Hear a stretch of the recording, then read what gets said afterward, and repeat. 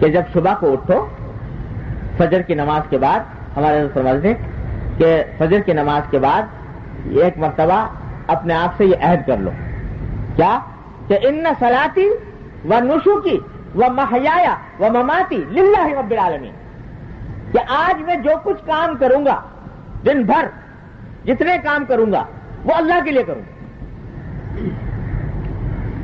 کھانا بھی اللہ کے لیے کھاؤں گا، پانی بھی اللہ کے لیے پیوں گا، کمائی بھی اللہ کے لیے کروں گا، گھر والوں کے ساتھ بات چیت بھی اللہ تعالیٰ کی رضا کے لیے کروں گا۔ ونعوذ بالله من شرور أنفسنا ومن سيئات أعمالنا، من يهده الله فلا مضل له ومن يضلله فلا هادي له، وأشهد أن لا إله إلا الله وحده لا شريك له، وأشهد أن سيدنا وسندنا ونبينا ومولانا محمدا عبده ورسوله، صلى الله تعالى عليه وعلى آله وأصحابه وبارك وسلم تسليما كثيرا،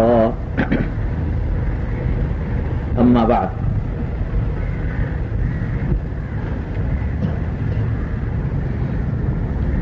یہ ایک حدیث ہے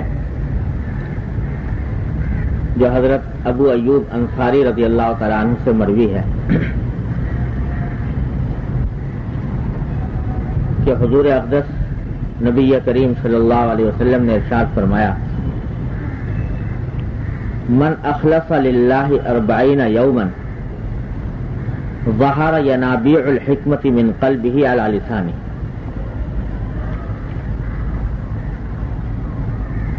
او کما قال صلی اللہ علیہ وسلم، جس کے معنی یہ ہیں کہ جو شخص اللہ کے لیے یعنی اللہ کی خوشنودی کی خاطر 40 دن تک اخلاص اختیار کرے تو اس کے دل سے اس کی زبان پر حکمت کے چشمے پھوٹ پڑتے ہیں، اللہ تبارک و تعالیٰ اس کے دل پر حکمت کے چشمے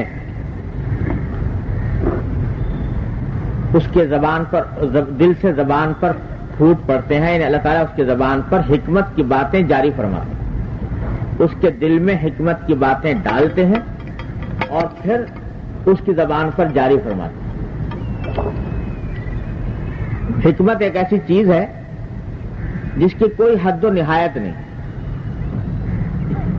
حکمت کے معنی ہے دانائی کی بات،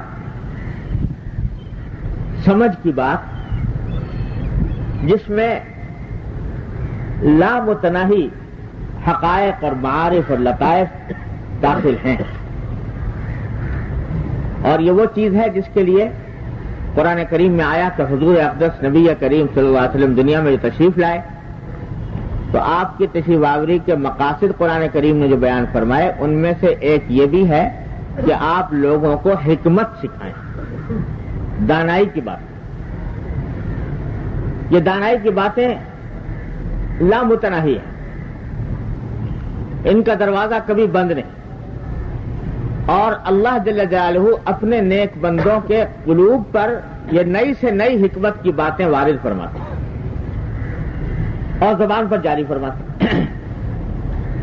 اس کا اندازہ اس بات سے لگائیے کہ حضور اقدس صلی اللہ علیہ وسلم کے وقت سے لے کر آج تک 1400 سال گزر چکے ہیں،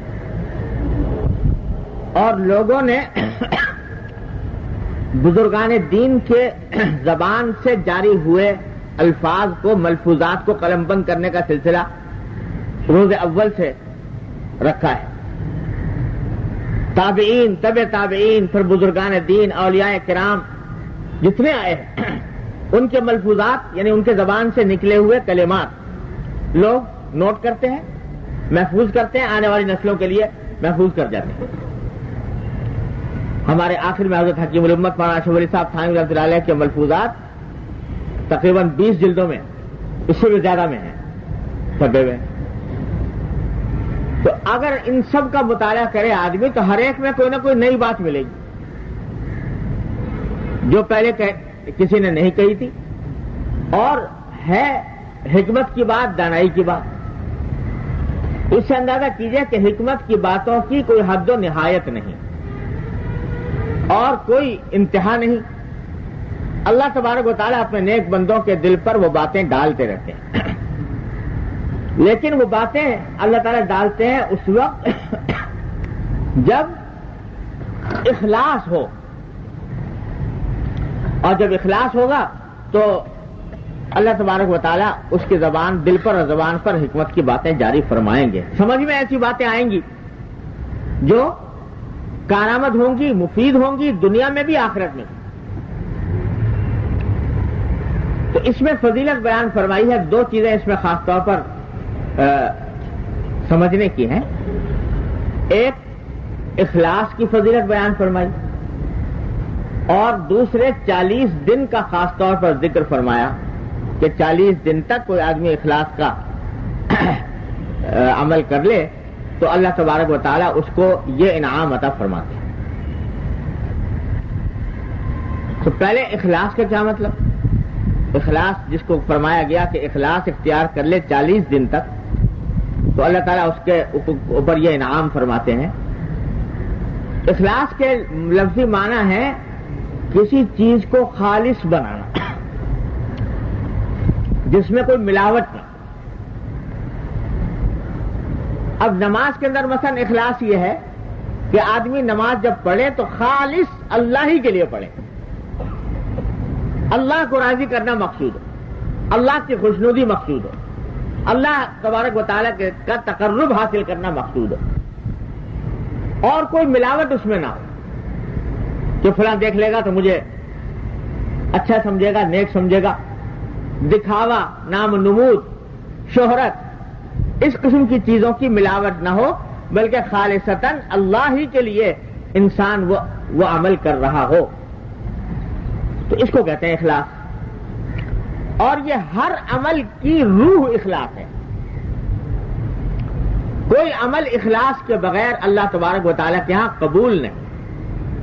نماز ہو، روزہ ہو، حج ہو، زکوٰۃ ہو، جتنے نیکی کے کام ہیں، صدقات، خیرات ہو، ان سب میں کی روح ہے اخلاص، کہ وہ اللہ ہی کے لیے ہے، اس میں نام و نمود اور دکھاوا اور کوئی اور چیز کی ملاوٹ شامل نہیں۔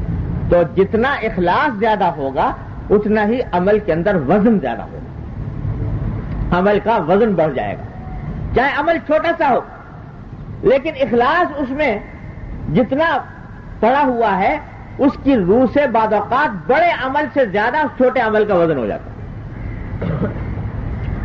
ہمارے حضرت اس کو ایک مثال سے سمجھایا کرتے تھے کہ دیکھو ایک شخص ہے جو 1 کروڑ کا مالک ہے،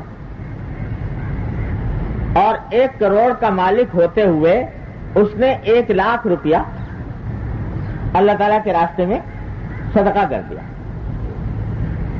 اور اس 1 لاکھ کا جو صدقہ کیا اس میں یہ بھی خیال ہوا کہ بھائی دیا اللہ کے بظاہر صدقہ کرنا مقصد ہے، لیکن ساتھ میں اس کے اندر کسی انسان کو بھی راضی کرنا مقصود ہو گیا، فرض کرو تو 1 لاکھ روپے کا صدقہ دیا اور اس میں تھوڑی سی ملاوٹ بھی ہے، چاہے زیادہ نہ صحیح۔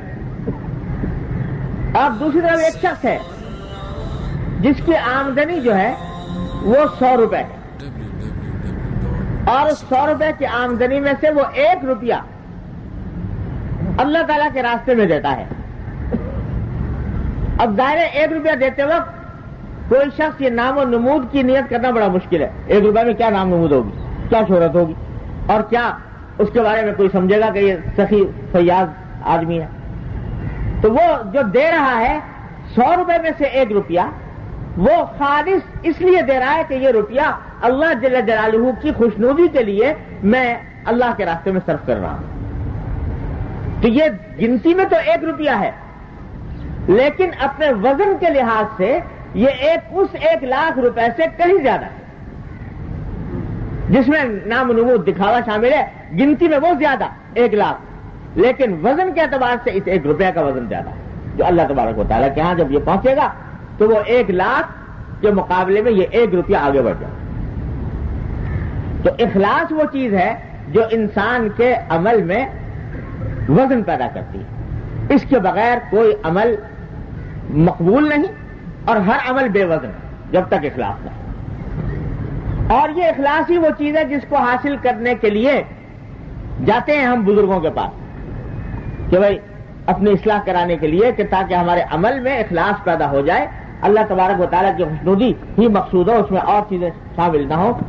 یہ چیز پیدا کی جاتی ہے, باقاعدہ اس کے لیے مشق کی جاتی ہے, محنت کی جاتی ہے, تو یہ اخلاص حاصل ہوتا ہے.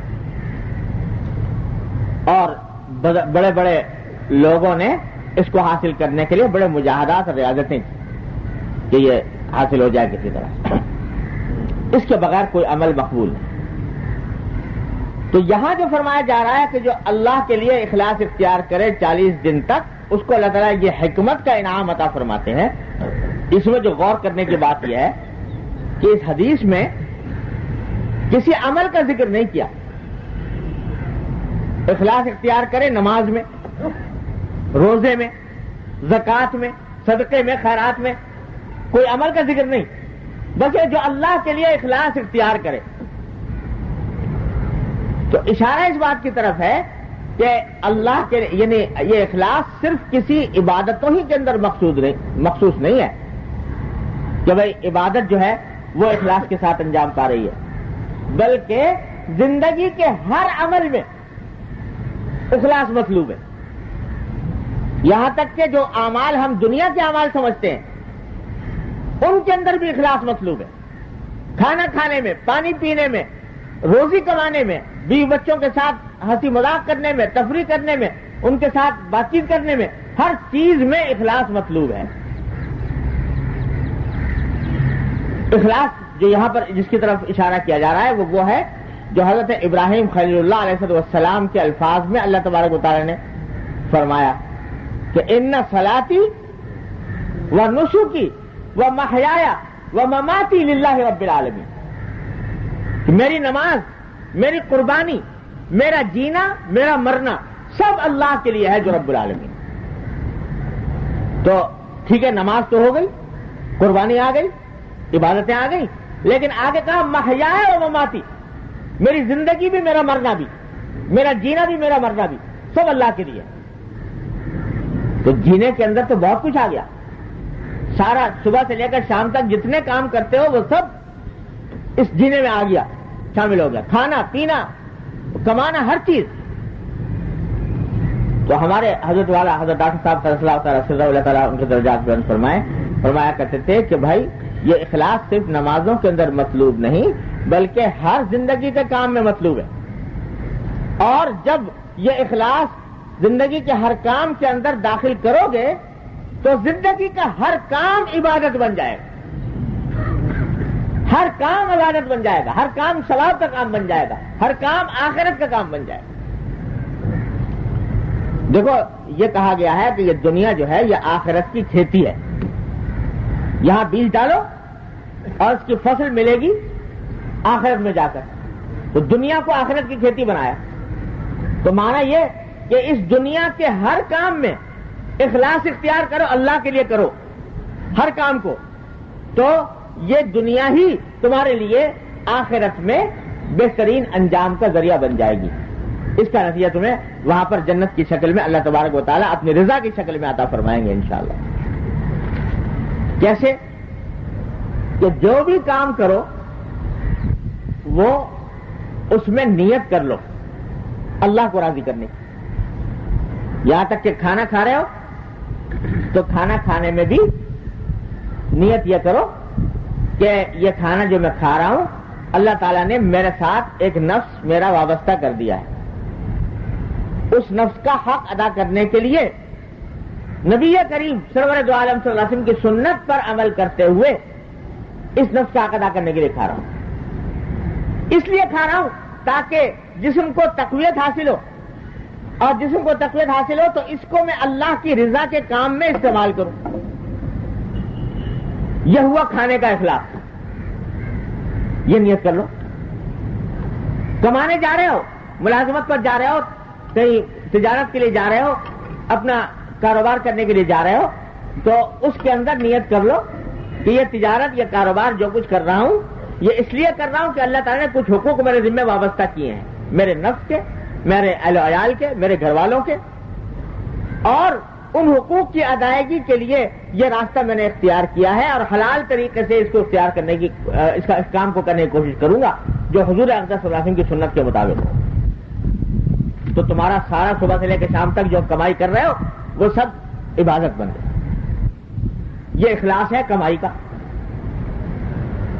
یہاں تک کہ گھر والوں کے ساتھ اٹھنا بیٹھنا، ہنسنا بولنا، اس کے اندر بھی ہمارے حضرت فرماتے تھے کہ جب گھر میں داخل ہو دیکھو کہ بھئی گھر میں الحمدللہ بیوی بچے آرام سے ہیں، خوش ہیں، تو اللہ تعالیٰ کا شکر ادا کرو، اور یہ نیت کر لو کہ حضور اقدس نبی کریم سرور دو عالم صلی اللہ علیہ وسلم جب گھر میں تشریف لاتے تھے تو اپنے گھر والوں کے ساتھ وہ ملاطفت کے ساتھ پیش آتے تھے اور ان کی دلجوئی کرتے تھے، ان کی دلداری کرتے تھے۔ اس نیت سے کر رہا ہوں یہ کام، یہ اخلاص ہو گیا اس کے ساتھ۔ بس دنیا کا کوئی عمل ایسا نہیں ہے۔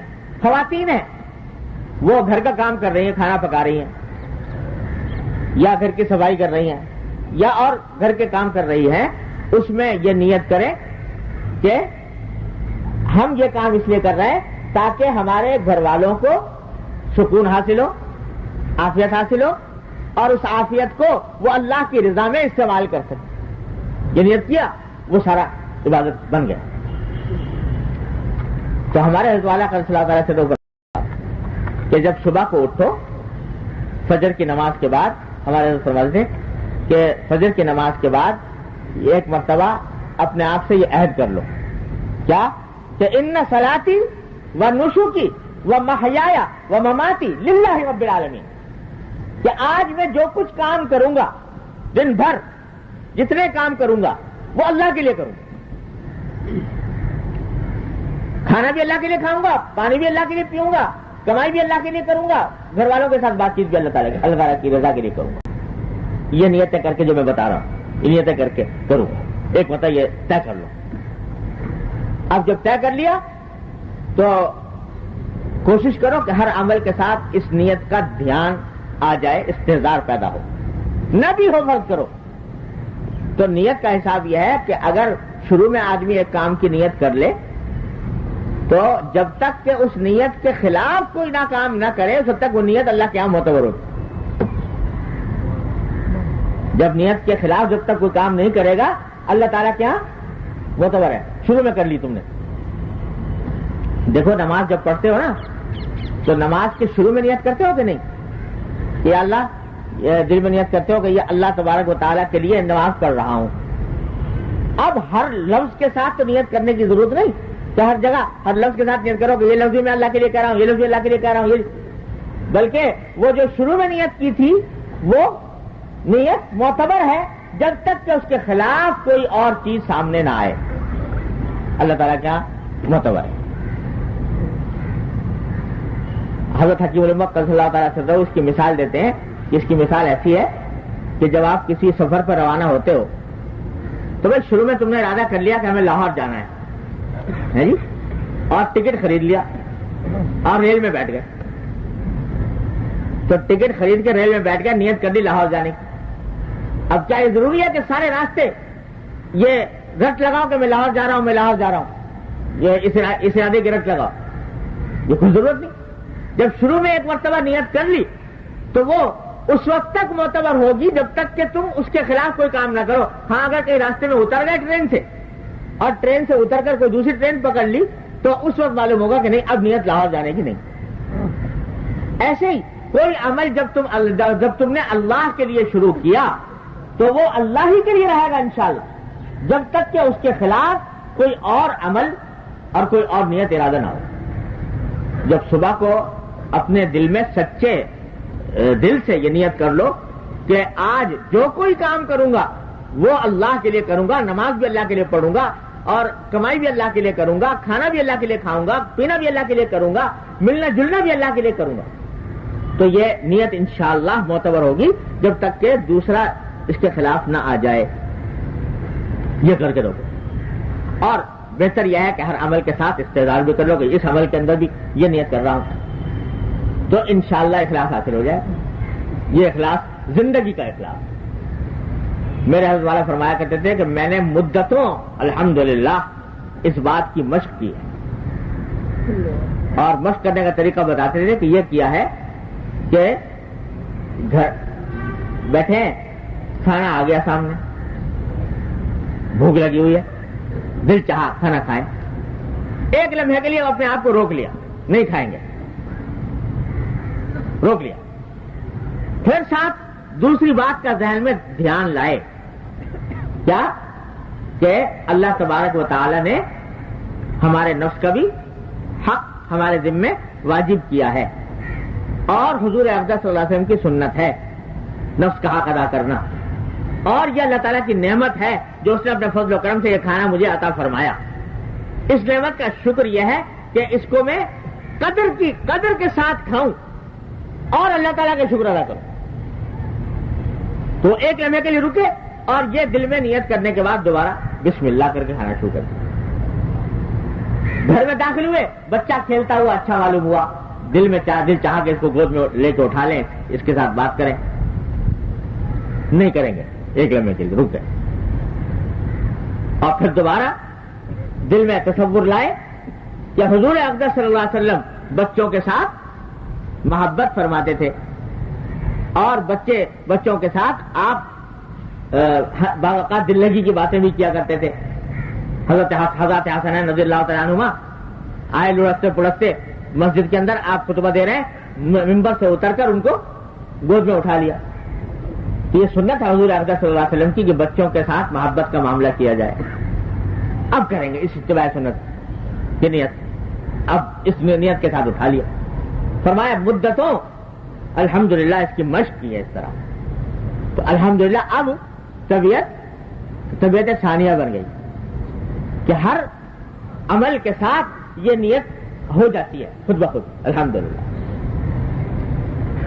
اللہ یہ جو صوفیاء کرام کہتے ہیں کہ باہما اور بے ہما، صوفیاء کرام کیا ہے اصطلاح ہوتی ہے، باہما اور بے ہما، یہ سب کے ساتھ ہے اور کسی کے ساتھ نہیں، سب کے ساتھ اور کسی کے ساتھ نہیں. تعلقات ہیں سارے، بیوی بھی ہے، بچے بھی ہیں، بہن بھائی بھی ہیں، دوست احباب بھی ہیں، اہل تعلقات بھی ہیں، سب کچھ ان کے ساتھ مل بھی رہا ہے انسان، لیکن ساتھ میں بے ہما بھی ہے، یعنی کسی کے ساتھ بھی نہیں. کیا مانا کہ جن سے جس طرح مل رہا ہے حقیقت میں وہ اللہ جل جلالہ کی راضی کرنے کے لیے مل رہا ہے، اس مخلوق کو راضی کرنے کے لیے نہیں، اللہ کو راضی کرنے کے لیے مل رہا ہے. حضرت حکیم الامت مولانا تھانوی قدس اللہ تعالیٰ سرہ کا ارشاد میرے حضرت ڈاکٹر صاحب قدس اللہ تعالیٰ سرہ نے سنایا. فرماتے ہیں کہ مجھے شروع میں بڑی حیرت ہوا کرتی تھی کہ حضور اقدس صلی اللہ علیہ وسلم جن کا عالم یہ ہے کہ اللہ جل جلالہ کے ساتھ وحی کا رابطہ قائم ہے، فرشتے آ رہے ہیں اور اللہ تبارک و تعالیٰ کی طرف سے حقائق و معارف منکشف ہو رہے ہیں، علوم لدنیہ کی بارش ہو رہی ہے، اور کیا کیا مقامات اللہ تبارک و تعالیٰ کن کن مقامات پر آپ کو فائز فرما رہے ہیں.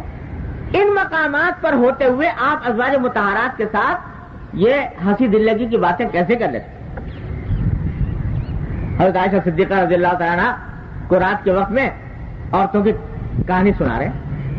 11 عورتیں تھیں، انہوں نے آپس میں طے کیا تھا کہ ہر ایک اپنے تو شوہر کا حال بیان کرے گی. ایک نے یوں کہا، دوسری نے یہ کہا، تیسری نے یہ کہا، یہ سنا رہے ہیں. تو حضرت فرماتے ہیں شروع میں تعجب ہوا کرتا تھا کہ جس ذات کا رابطہ اللہ تبارک و تعالیٰ کے ساتھ اس طرح اتنا قائم ہو، وہ کیسے دنیا والوں کے ساتھ ایسا تعلق قائم رکھ سکتا ہے جو حضور اقدس صلی اللہ علیہ وسلم نے رکھا. دیکھو صوفیاء کرام بہت سے ایسے گزرے ہوں گے، آپ نے حالات پڑھے ہوں گے کہ جن کا استغراق اس درجے میں پہنچا، اللہ تبارک و تعالیٰ کی ذات و صفات میں استغراق اس درجے میں پہنچا کہ پہچانتے ہی نہیں کسی کو. حضرت شیخ عبدالقدوس گنگوئی رحمۃ اللہ علیہ کے بارے میں لکھا ہے، بڑے درجے کے اولیاء اللہ میں سے تھے، کہ استغراق اس درجے میں تھا، اللہ تبارک و تعالیٰ کی ذات اور صفات میں اتنے محو تھے کہ بیٹے کو نہیں پہچانتے. بیٹے نے آ کر سلام کیا پوچھا بھائی تو کون ہے, کہاں سے آیا؟ اس درجہ استغراق ہے کہ گم ہو گئے. اور حضور اقدس صلی اللہ علیہ وسلم پر ظاہر ہے کہ جتنے احوال شیخ عبد القدوس گنگوہی پر منکشف ہو رہے تھے, جو درجہ ان کو حاصل تھا یا جو حقائق و معارف ان کو حاصل تھے, نبی کریم صلی اللہ علیہ وسلم کو لاکھوں گنا زیادہ, کروڑوں گنا زیادہ, کوئی نسبت ہی نہیں. اس کے باوجود وہاں یہ استغراق نہیں ہوتا کہ بیٹے کو نہیں پہچان رہے اور بیوی کو نہیں پہچان رہے. آپ بیوی بچوں کے ساتھ بھی اسی طریقے سے پیش آ رہے ہیں جس طریقے سے کہ ایک عام آدمی پیش آتا ہے. حضرت عائشہ صدیقہ رضی اللہ عنہا کو کھڑے کر کے اور حبشیوں کا کرتب دکھا رہے ہیں, دوڑ لگا رہے ہیں. حضرت عائشہ صدیقہ رضی اللہ تعالیٰ عنہا. یہ سارے واقعات جو روایات میں آتے ہیں تو ہمارے سمجھ میں نہیں آتا تھا کہ کیسے ہوتا ہے یہ بات, کہ ادھر تو اللہ تعالیٰ کے ساتھ رابطہ قائم ہے اور اتنے اونچے مقامات ہیں, اور ادھر دنیا والوں کے ساتھ یہ سب کچھ ہو رہا ہے. پھر فرمایا کہ الحمدللہ سمجھ میں آنے لگا اور پتہ چل گیا کہ یہ دونوں کام ایک ساتھ ہو سکتے ہیں. اللہ تعالیٰ کے ساتھ تعلق بھی مضبوط اور دنیا والوں کے ساتھ یہ معاملات بھی اسی طریقے سے, کہ اس وجہ سے کہ اب جب ہر دنیا والے کے ساتھ تعلق اللہ کی وجہ سے ہو جائے, بیوی کے ساتھ تعلق بھی اللہ کی وجہ سے ہے, بچوں کے ساتھ تعلق بھی اللہ کی وجہ سے ہے, دوست احباب کے ساتھ تعلق بھی اللہ کی وجہ سے ہے, جب ہر ایک کے ساتھ تعلق اللہ کی وجہ سے ہو جائے تو اللہ تعالیٰ کے ساتھ تعلق بھی مضبوط اور دنیا والوں کے ساتھ تعلق بھی مضبوط. تو باہما اور بے ہما جو سب کے ساتھ ہے اور کسی کے ساتھ اگر دیکھا جائے تو تعلق حقیقی اللہ جل جلالہ سے. لیکن یہ بات ایسے نہیں ہو جاتی, مشق کرنی پڑتی. اور اسی مشق کا طریقہ بتا رہے ہیں نبی کریم سرور عالم صلی اللہ علیہ وسلم کہ اللہ تبارک و تعالیٰ کے لیے اخلاص پیدا کرنا ہو تو کیا کرو کہ کم از کم 40 دن تک یہ عمل کرو کہ ہر کام میں اللہ کو راضی کرنے کی نیت کرو. ہر کام میں اللہ کو راضی کرنے کی نیت کرو. یہاں تک کہ عورتیں روٹی پکا رہی ہیں تو وہ بھی اس کو اللہ کو راضی کرنے کی نیت کرے, کھانا پکا رہی ہے وہ اللہ کو راضی کرنے, کپڑے دھو رہی ہیں اللہ کو راضی کرنے کی نیت, ہر چیز میں اللہ کو راضی کرنے کی نیت کرو. گھر کا کام تم مرد انجام دے رہے ہو اللہ کو راضی کرنے کی نیت. حضور اقدس صلی اللہ علیہ وسلم جب گھر میں تشریف لاتے تھے تو آپ خود اپنا کام کپڑے خود دھو لیتے تھے, بکری کا دودھ خود نکال لیتے تھے, اپنے کپڑوں کو صاف خود فرما لیتے تھے. حضرت عائشہ رضی اللہ عنہا کے ساتھ گھر کے کام میں ہاتھ بٹایا کرتے تھے. ان سنتوں کا استحضار کر کے یہ کام خود انجام دو. سب کام اللہ کے لیے ہو گئے, سب کام عبادت بن گئے, اس واسطے کہ اتباع سنت میں ہو رہا ہے. اللہ اکبر. حضرت عائشہ صدیقہ رضی اللہ عنہا روایت فرماتی ہیں کہ ایک مرتبہ میں نے دیکھا کہ حضور اقدس صلی اللہ علیہ وسلم گھر میں تشریف فرما ہے اور اپنے جوتے گانٹ رہے. جوتے کے اندر کوئی جوتا ٹوٹ گیا ہوگا تو جوتے کو گانٹ رہے ہیں خود اپنے دستے مبارک. اور فرماتی ہیں کہ اس کام میں سرکار دو عالم صلی اللہ علیہ وسلم کو کچھ محنت شاید اٹھانی پڑی اور گرمی کا موسم تھا, تو میں نے دیکھا کہ پیشانی مبارک سے پسینے کے قطرے اس طرح لڑک رہے تھے چہرے انور کے اوپر کہ جیسے موتی لڑک رہے. اور جب میں نے ان کو دیکھا تو وہ حضرت عائشہ فرماتی ہیں کہ اللہ فرماتی ہیں کہ وہ منظر جس میں کہ سرکار دو عالم صلی اللہ علیہ وسلم کے چہرہ اقدس پر پسینے کے قطرے ڈھلک رہے تھے اور بلا مبالغہ موتی سے کہیں زیادہ خوبصورت لگ رہے تھے, تو میں نے اس کے اوپر سرکار دو عالم صلی اللہ علیہ وسلم کے کو اس حالت میں دیکھ کر آپ کے سامنے ایک شعر پڑھ دیا. شعر ہے وہ عربی کا شعر ہے, کسی جاہلیت کے شاعر کا شعر ہے. اس نے کہا تھا کہ وہ مبرأ من کل غبر حیضۃ,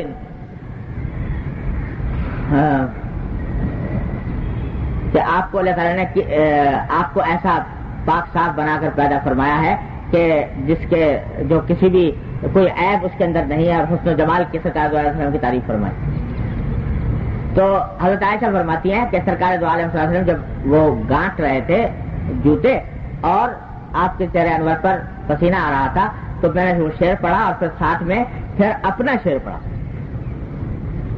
شعر یہ پڑھا کہ لواحی زلیخا لو رأین جبینہ لآثرن بالقطع القلوب علی الید.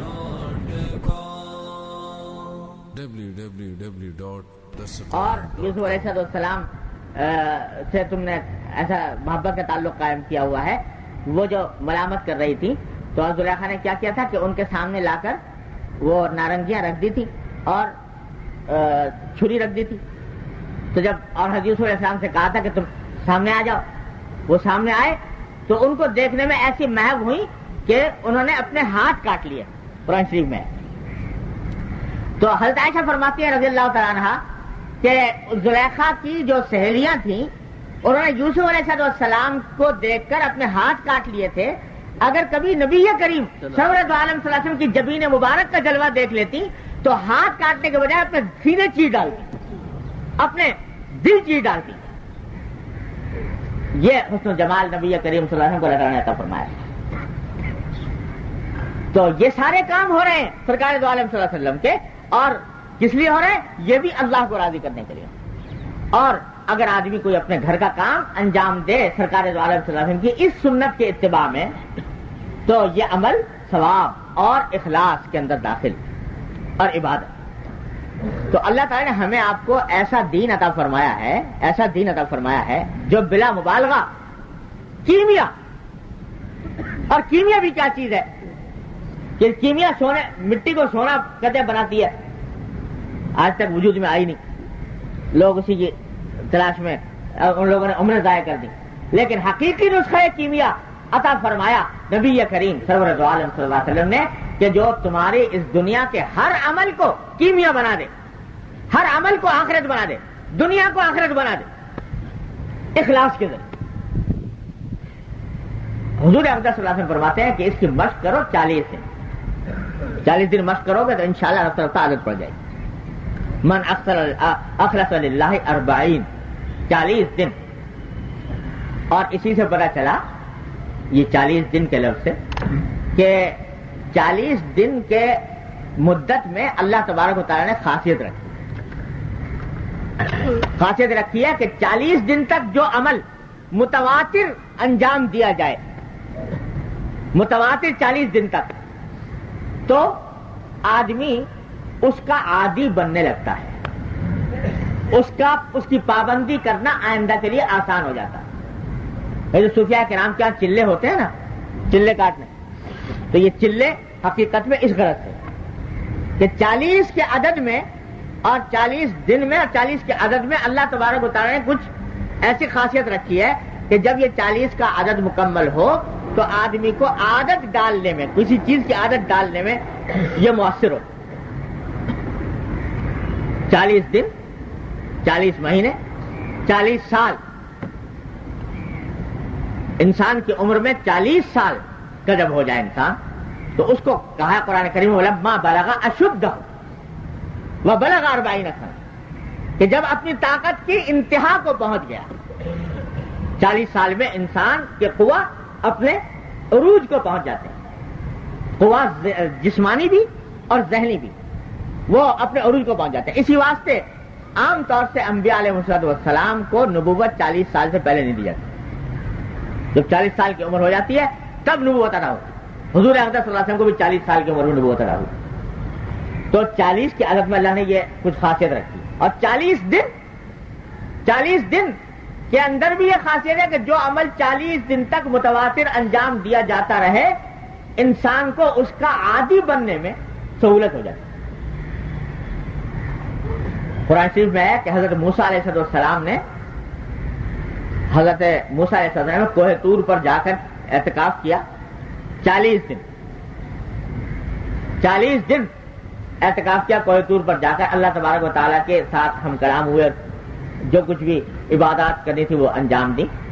تو معلوم ہوا کہ 40 دن کی کوئی حقیقت ہے، اور اس روایت سے بھی معلوم ہوتی ہے. تو جو عمل بھی، جس عمل کی بھی عادت ڈالنی ہو وہ 40 دن انجام دو. اب شروع میں اپنے دل سے کہو کہ بھائی یہ کام میں 40 دن کروں گا، مشقت ہوگی تو کروں گا، محنت ہوگی تو کروں گا، برا لگے گا تو کروں گا. 40 دن جب کسی عمل کو متواتر انجام دو گے تو عادی بن جاؤ گے. ایک شخص ہے نماز فرض کرو نماز کا عادی نہیں ہے، یا نماز کا عادی ہے جماعت سے نماز کا عادی نہیں ہے، مسجد میں جا کر پڑھنے کا عادی نہیں ہے، تو وہ کیا کرے کہ شروع میں یہ نیت کرے کہ بھائی 40 دن کا ایک چلہ کاٹوں گا، 40 دن تک کم از کم اپنے آپ کو مجبور کر کے 40 دن تک نماز پڑھوں گا. تو انشاءاللہ 40 دن جب مکمل ہوں گے تو اس کی عادت پڑ جائے گی. شروع میں دیکھو یہ ہوتا ہے جب تک کہ عادت نہیں ہوتی نماز کی تو نماز ایک بہت بوجھ معلوم ہوتا ہے طبیعت پر، اور آدمی کو اس کے لیے اٹھنا اور اس کے لیے محنت کرنا بھاری لگتا ہے. لیکن جب عادی ہو جاتا ہے تو اللہ تعالیٰ ہر ایک مسلمان کو عادی بنا دے. تو جب عادی ہو جاتا ہے تو حالت یہ ہوتی ہے کہ جب تک نماز پڑھ نہیں لے گا چین نہیں آئے گا. جو آدمی نماز کا عادی ہو گیا، کوئی اس کو اگر ₹1,00,000 بھی پیش کرے کہ ایک نماز چھوٹے ₹1,00,000 دوں گا، وہ 1,00,000 کو لات مار دے گا مگر نماز نہیں چھوڑے گا. یہ عادت ہو جائے گی، اس کے بغیر چین ہی نہیں آتا. عادت ہونے کے بعد یہ کر سکتے. شروع میں عادت ڈالنے کے لیے اس کے لیے یہ ہے کہ 40 دن تک آدمی یہ کام کرے. ایک شخص ہے اس سے جھوٹ نہیں چھوٹتا، غیبت نہیں چھوٹتی، تو چلہ کاٹے کہ میں یہ 40 دن جو شروع کر رہا ہوں یہ 40 دن تک عہد کرتا ہوں کوئی جھوٹ نہیں چھوڑوں، کوئی جھوٹ نہیں بولوں گا، چاہے کتنے ہی محنت کرنی پڑے، چاہے کتنا ہی ناگوار ہو، لیکن بولوں گا. 40 دن کر لے گا انشاءاللہ جھوٹ چھوٹ جائے گا.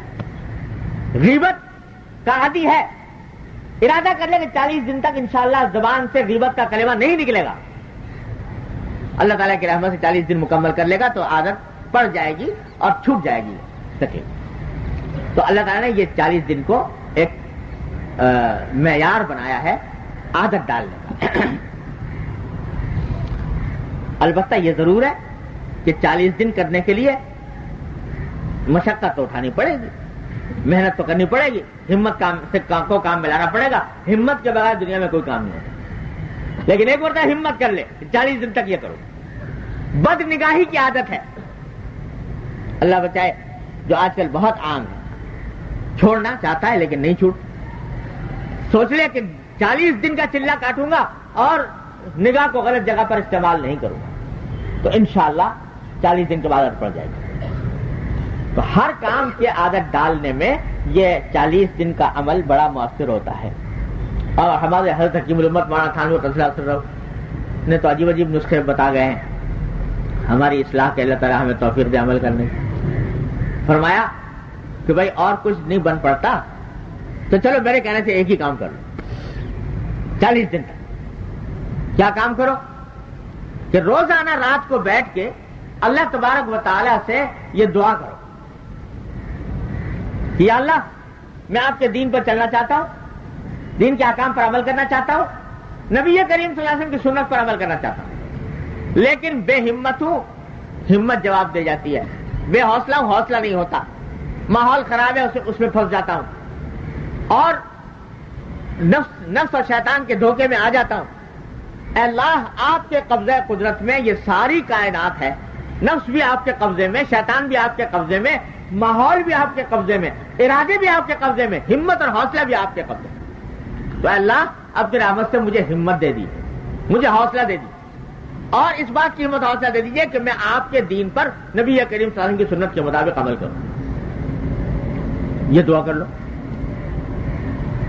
اس میں تو کچھ نہیں جاتا، لیکن فرمایا کہ یہ دعا کر لو 40 دن تک.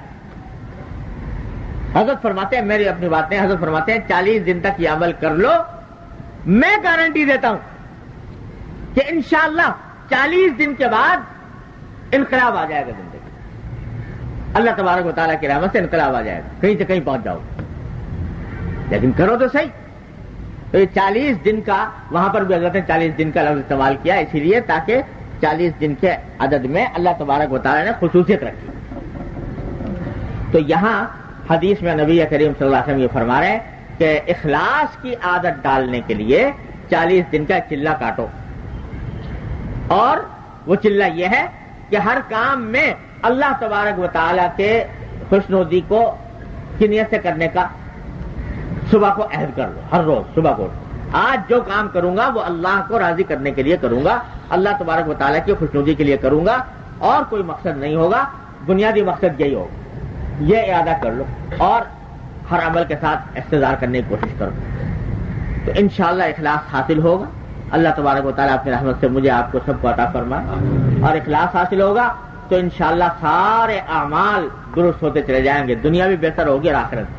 اللہ تعالیٰ مجھے بھی آپ کو بھی سب کو اس پر عمل کرنے کی توفیق عطا فرمائے۔ لا الہ الا اللہ۔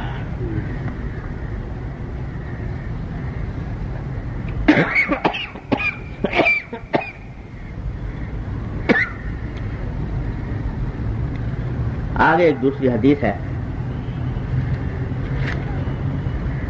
لا الہ الا اللہ۔ یہ حدیث معروف حدیث ہے، نبی کریم صلی اللہ علیہ وسلم کا ارشاد ہے۔ حضرت حسن ابن علی رضی اللہ تعالیٰ عنہ اس کو روایت کرتے ہیں، یعنی حضرت حسن جو حضور اقدس صلی اللہ علیہ وسلم کے نواز ہیں، روایت فرماتے ہیں دع ما، فرمایا کہ نبی کریم صلی اللہ علیہ وسلم نے ارشاد فرمایا کہ دع ما یریب الی ما لا یریب، کہ جس چیز میں تمہیں شبہ ہو اس کو چھوڑ کر وہ چیز اختیار کر لو جس میں شبہ نہ ہو۔ جب کبھی دو معاملے میں کشمکش پیش آئے، یہ کروں یا یہ کروں، یہ کام کروں یا نہ کروں، تو یہ دیکھو کہ اس میں کون سا معاملہ ایسا ہے جس میں شک ہے، اور کون سا راستہ ایسا ہے جو بے غبار ہے، یعنی اس میں کوئی شک نہیں، تو وہ راستہ اختیار کرو جس میں کوئی شک نہ ہو، شبہ نہ ہو۔ یہ تعلیم ہے نبی کریم صلی اللہ علیہ وسلم۔ اس تعلیم کے دو محل ہیں، یہ دو موقع پر یہ تعلیم لاگو ہوتی ہے۔ ایک موقع وہ ہے جہاں کسی چیز کے حلال اور حرام ہونے میں شک ہو،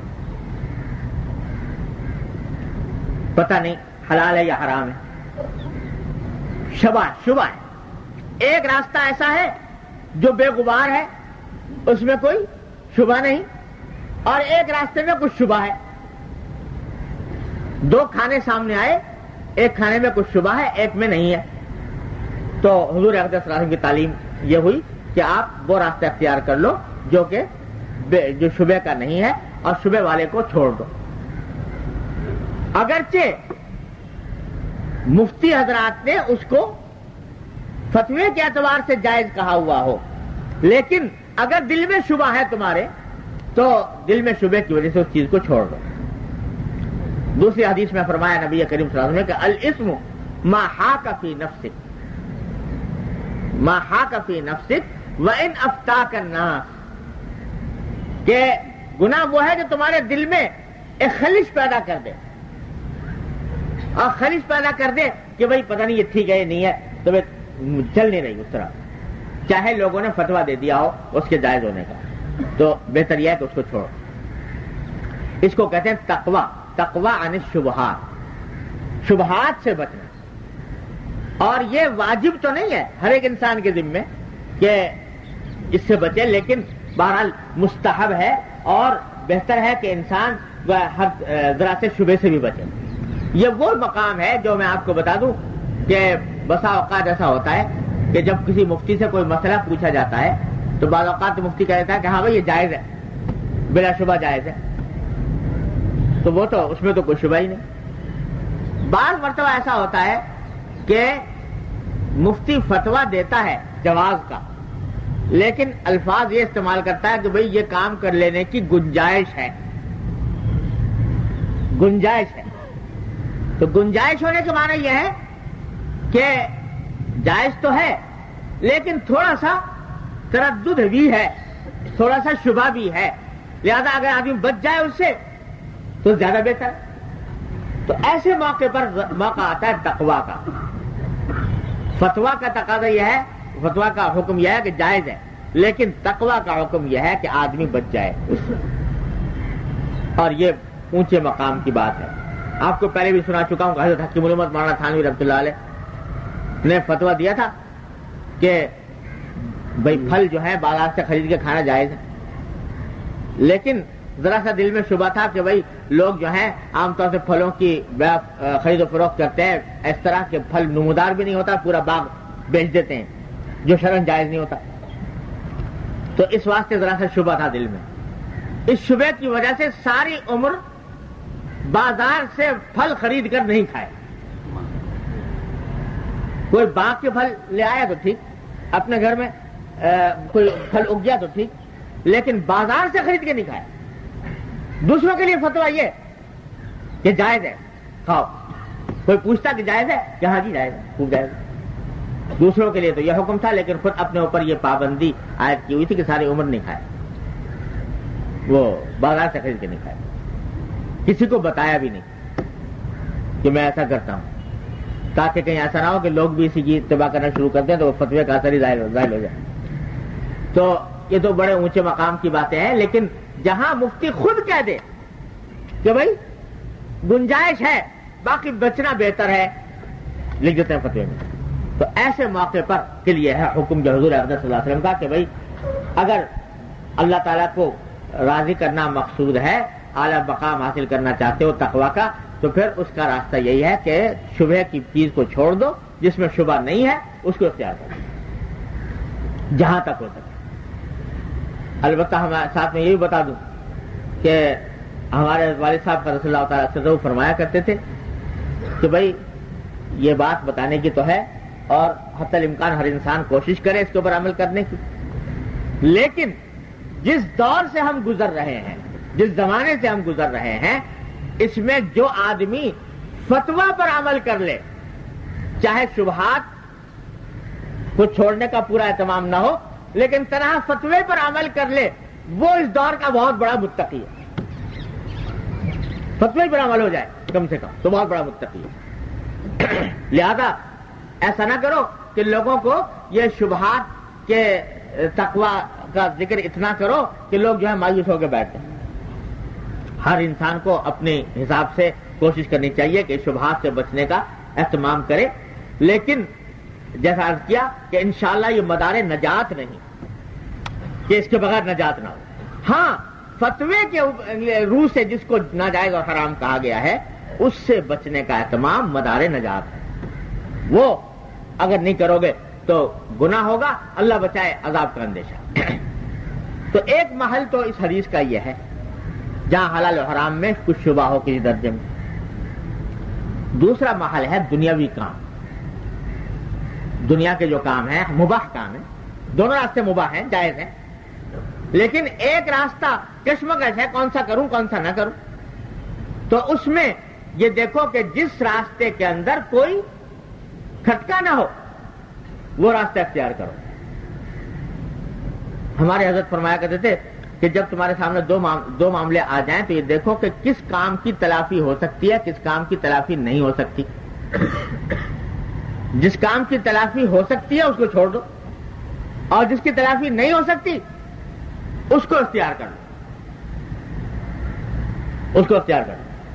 ایک شخص فرض کرو ماں باپ بیمار ہیں، ماں باپ کو خدمت کی ضرورت ہے، اور اس میں چاہے ان ماں باپ کی خدمت کے لیے دوسرا بھائی بھی موجود ہے، لیکن ایک راستہ یہ ہے کہ میں نفلی حج پہ چلا جاؤں، نفلی عمرے پہ چلا جاؤں، اور ایک راستہ یہ ہے کہ میں اپنے والدین کی خدمت کروں۔